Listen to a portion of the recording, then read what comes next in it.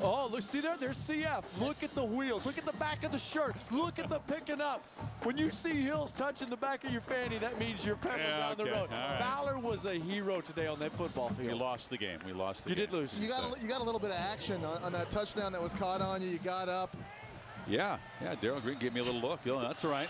It gets chippy out there. Then it gets competitive. It's all fun until the second half. Darrell came back to me one time. He says, "Hey, throw it to me deep. I got Fowler." He did. Back to this more meaningful game.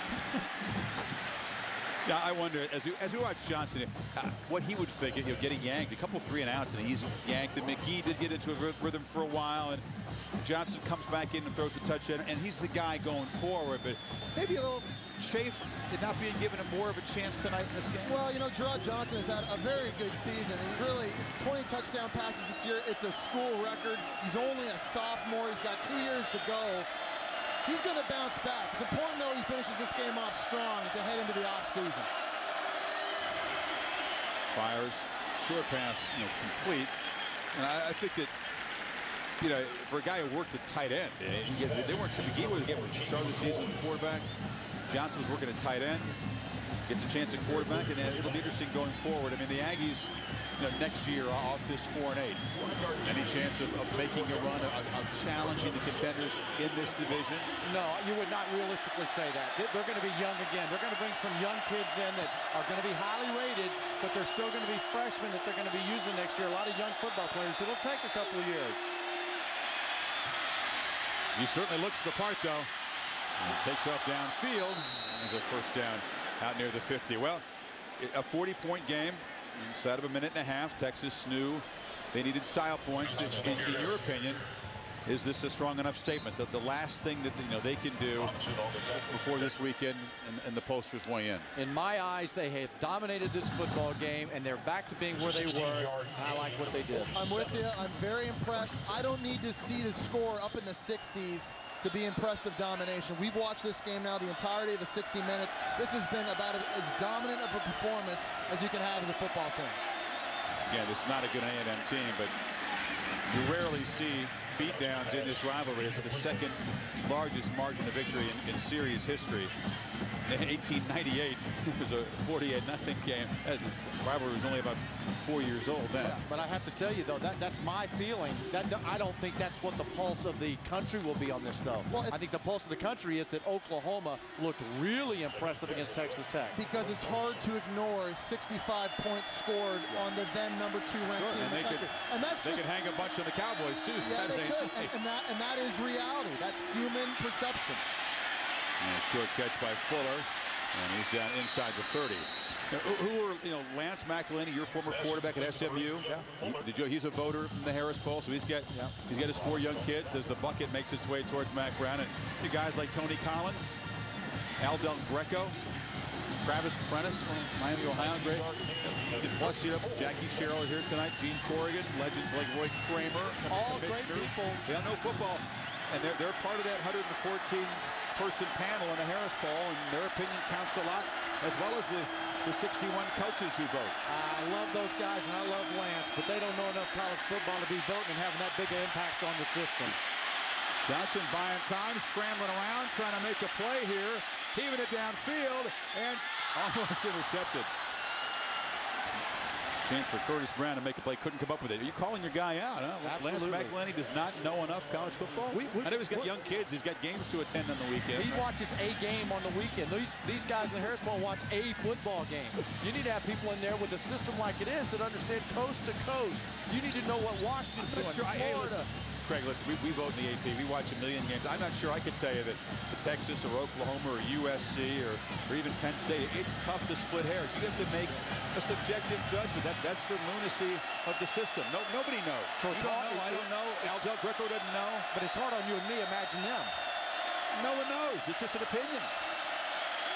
Johnson fires underneath, and Tannehill can't come up with it. And you see there's 2 buckets making it their way toward their background for win number 200 here.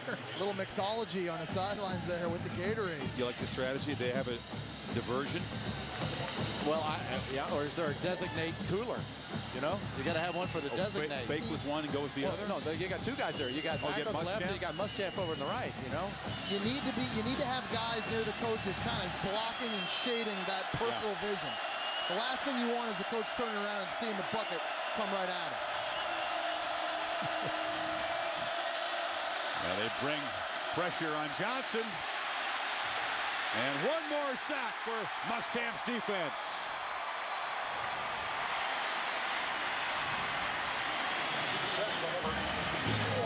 Sack number 6. Colt McCoy is our Wrangler 5-star player of the game before he was relieved. Tremendous night. 23 of 28, and they got Max finally as he was talking to McCoy. There was the diversion you're talking about. that was it. Huh? Great job. Sharing them over with the quarterback. Colt McCoy's a good diversion also. I think there's going to be a guy. That's the guy. Will got it too. Now the 2-game losing streak to the Aggies is over. Muschamp mobbed by his defensive guys. What a first season as a coordinator. And one final reminder to those of you out there who have a vote, and those of you in Norman who don't, but don't want to see that score posted. Now, you know, remember, they need the Sooners' help. Oklahoma has to beat the Cowboys. Texas to have a chance. There's the quarterback, the decoy.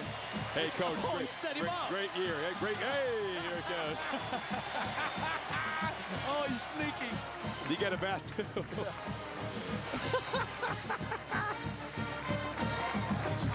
So we'll see. We won't know, obviously, until Sunday when the polls are released. Computers will have their say, and we think move Oklahoma ahead of Texas, assuming that they can take care of the Cowboys. But you can't make that assumption. I think because Oklahoma State's out there, and the Red Raiders are saying, wait a minute, we need an upset, and we're going to Kansas City. In the meantime, Mac Brown visiting with Aaron Andrews. Chris, thanks so much. Coach, you mentioned to us this week, you told your players, if you don't play well, I can't stand up for you with this BCS thing. Now that you've beaten the Aggies 49-9, what will your stand be? Well, I'm proud of these kids. There's 3 great teams in the Big 12 South with Texas Tech, Oklahoma, and us, and obviously voters have a real tough decision. I think the flaw is in the system. It's a good system, but it doesn't like what happened tonight to come up. So I think we can see through the weekend, but this team's a heck of a football team, and obviously they beat Oklahoma back in during the season and had maybe the toughest 4 games with Oklahoma, Missouri, Oklahoma State, and Tech that anybody played in the country, and had the last play of the game lost at Tech. So we're going to go wherever they tell us to, but it's going to be hard for somebody not to send this group forward. What's the most important thing you want to get across to voters? Well, the most important thing is this is a great football team and a team that works so hard. It's what Colt has done for this team is just like what this team's done. This was a team under the radar. People said they couldn't win 8 games. Colt had too many turnovers last year and this and that. Colt's played great. He's been the most valuable player for anybody on our team, and these kids have played great. They've done everything we've asked them to do, so we'll be really proud to go wherever. You told us that you mentioned to Colt, hey, it's your national stage tonight, your way to show the Heisman voters. What did he show the voters tonight? I'm sorry, I couldn't hear you. What did Colt show the Heisman voters tonight on this national stage? Well, in an emotional game where A&M came in with nothing to lose and turned it loose and played great defense early, he took over and started the game, and he did what we needed to do to turn it around. Mac, thanks. Thank you, Aaron. All right, Chris. Aaron, thank you. McCoy accounts for 4 total touchdowns. Texas wins it by 40. Mac makes his case. The Sooners and Bob Stoops, who says he's done lobbying, may not have to if they take care of business in Stillwater. So rivalry week will continue. More statements to be made. In the meantime, we're coming up next on ESPN News. SportsCenter follows in a second. This has been a presentation of ESPN, the worldwide leader in sports. For Craig, Jesse, and Aaron, and our entire outstanding football team for ESPN here in Austin, Texas. I'm Chris Fowler saying so long for now. SportsCenter coming up in just seconds. And again, we're over on ESPN News for more big picture talk.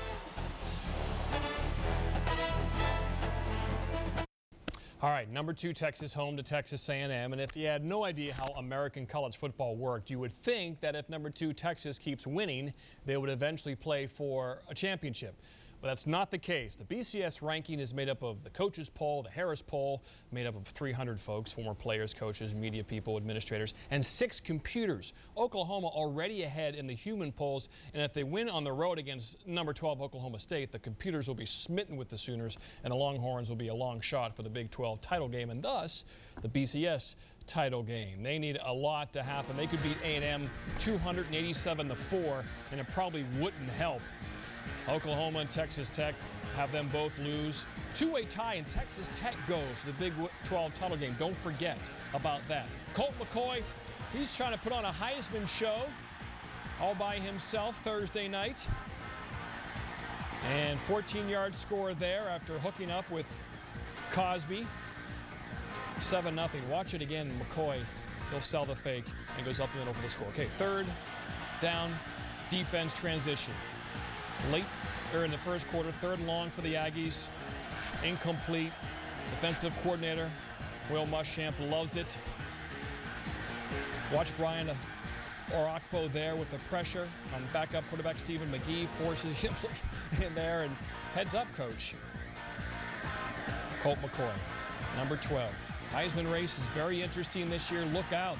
Didn't see Terrence Frederick on the corner blitz. Watch it again. Just caught him. Man, that's hat on hat. And that will make any parent wince. Let's flash back November 2006. Last time the Longhorns hosted A&M. McCoy, a huge hit from Michael Bennett, carted off the field. Texas would lose the game and a chance to play in the Big 12 title game. Got to win this game to have any chance to play in this year's Big 12 title game. Brandon Collins, he scores. Longhorns up 14-0. Mom and Dad liking that a lot better. Call the day later in the second. Colt with a snap. Pumps. Looks. Still looks. Now under pressure. He'll tuck it in and roll and throw.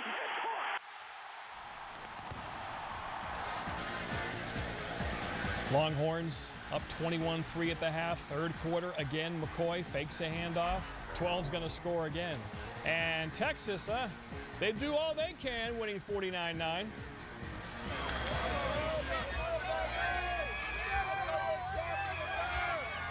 Yeah, this one was not in doubt from the moment that it was 14-0 as the Horns take a victory lap here in Austin.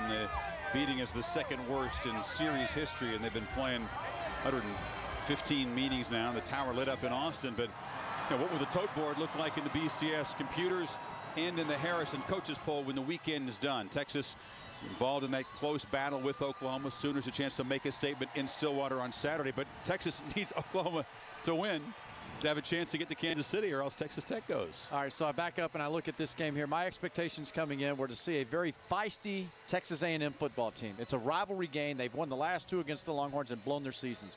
I thought Texas came out and completely dominated this football game. On the scoreboard, on the field, there was never a doubt as to who the better football team was on the field. It was total domination on whatever side of the ball you looked at. And you start on offense right now. This team, 536 yards of total offense. They go 14 of 17 on 3rd down.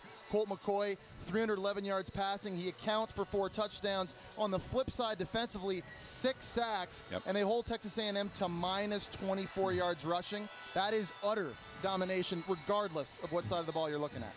But Oklahoma was just as dominant when they smacked around Texas A&M. Now they'll go out and take the field off that overwhelming performance on their home field.